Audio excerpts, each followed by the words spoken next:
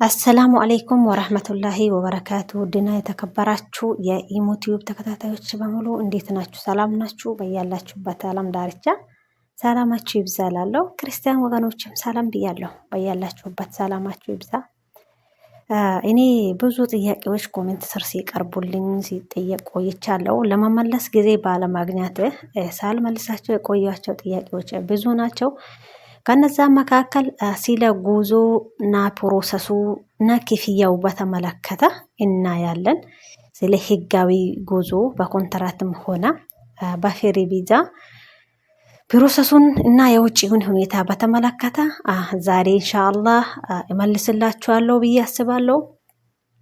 በመጀመሪያ ደረጃ እያንዳንዳችሁ እዚህ ሀገር ሆናችሁም ከሀገር ቤት ወንድሞች እህቶቻችሁን ጓደኞች ቤተሰብን ለማምጣት ያሰባችሁ ከሀገር ቤትም ሆናችሁ ወጉዞ ፕሮሰስ ለመጀመር ያሰባችሁ በሙሉ ይሄን ቪዲዮ በደንብ አዳምጡት። ዛሬ ስለ ጉዞና ፕሮሰሱ ስናይ ይሄ ጉዞን በተመለከተ በመጀመሪያ ደረጃ ላይ ጉዟችሁን በተመለከተ የደላላ እጅ እንዳይኖርበት የደላላ እጅ ካለበት ለብዙ እንግልት ጫና ኢኮኖሚያዊና ስነ ልቦናዊ ጫና ለተለያዩ ላላስፈላጊ ወጪዎች ትዳረጋላችሁ ማለት ነው። ደላላ ለእናንተ የሚያደርግላችሁ ነገር የለም። በመኪና ሄዳችሁ አብራችሁ ነው መኪና የምትሄዱት። ኤጀንሲ ወዳለበት ቦታ ላይ መኪና ነው የሚያደርሳችሁ። ከዛ በኋላ እዛ ቢሮ ላይ የታዘዛችሁትን ነገር ነው ወጣችሁ የምትፈጽሙት። ወጪ የምታወጡት እናንተ ናችሁ። ሁሉም ነገር የሚመለከተው እናንተ ነው ማለት ነው።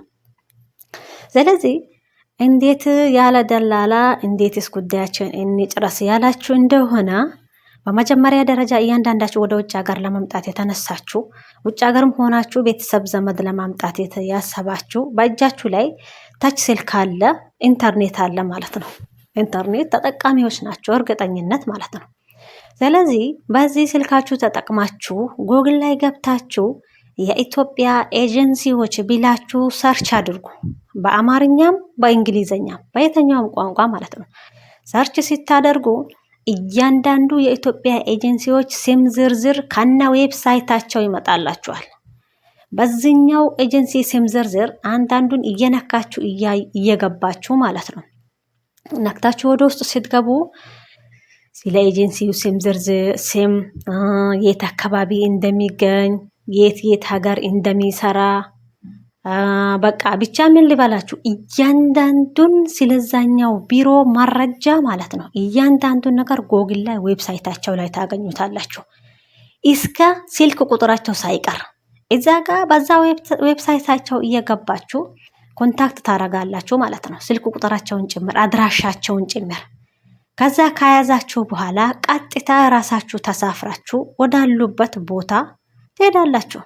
ኦኬ፣ ወዳሉበት ቦታ ወደሚገኙበት አድራሻ ወዳገኛችሁት አድራሻ እዛ ጎግል ሰርች አድርጋችሁ ስሙን አውጥታችሁ ዌብሳይቱን ተጭናችሁ ከዛ ያገኛችሁት አድራሻ ቦታ ድረስ ትሄዳላችሁ ማለት ነው። ከዛ ስትሄዱ ሄዳችሁ ትደርሳላችሁ። እዛ ጋር ከደረሳችሁ በኋላ ነገሩ አለቀ። በቃ ነገሩ አለቀ ሲላችሁ ወደ ሜዲካል መሄድ ካለባችሁም ወደ ሜዲካል ለመሄድ ደላላ ተሸክሞ የሚወስዳችሁ መኪና ነው። በታክሲ ለመሄድ እንዘረፋለን፣ ጊዜ ይፈጅብናል፣ የተለያየ ፕሮሰስ ይኖረዋል ብላችሁ መንገድ ላናቅ እንችላለን፣ ወርደን በሌላ ታክሲ ስንቀየር ምናምን የሚለው ፍራቻ ካለባችሁ ቀጥታ ራይድ ይጠሩና በራይድ ወደዛኛው ሆስፒታል እንድትደርሱ ያደርጓቸዋል። ያኛውም ራይድ ደግሞ ከዛ ሆስፒታል መልሶ ወደ እነሱ ቢሮ እንዲያመጣላችሁ ያደርጉላችኋል ማለት ነው ይራሳቸው። ኦኬ፣ ለደላላ 50-60 ሺህ ብር ለደላላ ወጪ ከማውጣት ራይድን በ2,000 ብር ትገላገላላችሁ። ኦኬ፣ 2 ዙር ብትመላለሱ ከአዲስ አበባ ለራይድ 1,000 ብር ብትከፍሉ አዲስ አበባ ላይ ማለት ነው ቢያንስ በ3,000 ብር የራይድ ወጪ እያንዳንዱን ጉዞ ትገላገሉታላችሁ ማለት ነው። 3,000 ብር ራይድ ወጪ ብታውጡ ነው። ኦኬ፣ ከሀገር እስከ አዲስ አበባ ያለውን ጉዞ ሳይጨምር ነው። ኦኬ፣ ሌላው ደግሞ በመቀጠል በመጀመሪያ ደረጃ እኛ ወዴት ሀገር ነው የምንሄደው፣ በምን አይነት ሁኔታ ነው የምንሄደው፣ ህጋዊ ነን ወይ የሚለውን ማረጋገጥ መቻል አለባችሁ። ህጋዊ ከሆናችሁ በቢሮ ነው የምትሄዱት። ህገ ወጦቹን አይመለከትም። የፍሪ ቪዛዎቹም ደግሞ አይመለከትም ይሄ ጉዳይ። ፍሪ ቪዛዎች ምንድነው? ሁሉም ወጪ በራሳቸው ነው። ኦኬ ቢሮ ሄደው ቢሮ ላይ ነው የሚጨርሱት፣ ኤጀንሲና ኤምባሲ ላይ ነው የሚጨርሱት። ግን ወጪ እያንዳንዱ ወጪ የሚመለከተው እራሳችሁ ነው። ኦኬ ቢሮ የሚመለከተው ነገር የለም። ግን ወንዶችም ሆናችሁ ሴቶች በኮንትራት የተኛውንም ሀገር ይሆን በኮንትራት ቪዛ የምትሄዱ ከሆነ የቤት ሰራተኛም ልትሆኑ ትችላላችሁ። ሹፌርና ሊሆን ይችላል። በድርጅት ጠለብ በድርጅት ስራም ሊሆን ይችላል። በየትኛውም አይነት ሁኔታ ስራ ይሆን ማለት ነው። በኮንትራት የምትሄዱ ከሆነ ወጪዎች ሙሉ በሙሉ እናንተን አይመለከቱም። እናንተን የሚመለከቱ ወጪዎች አሉ።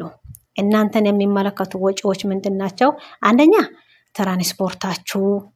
ትራንስፖርታችሁ የምትመላለሱበት ትራንስፖርት ወጪያችሁ ማለት ነው።